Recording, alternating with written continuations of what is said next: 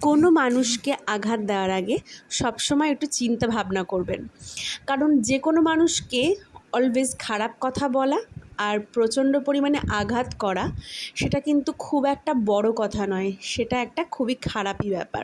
এটা কোনো স্মার্টনেস নয়।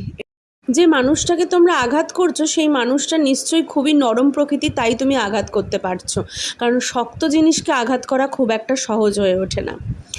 যে মানুষগুলো প্রচণ্ড পরিমাণে মানুষকে ভালোবাসতে পারে না, সেই মানুষটাই একদিন প্রচণ্ড পরিমাণে অবহেলা করতে পারে। খুব কেয়ারিং মানুষগুলোই একটা সময় পরিস্থিতির চাপে প্রচণ্ড পরিমাণে অবহেলা করতে পারে। খুব ভালোবাসে যে মানুষটা, সেই মানুষটাই কিন্তু কোনো এক সময় প্রচণ্ড পরিমাণে ঘৃণাও করতে পারে।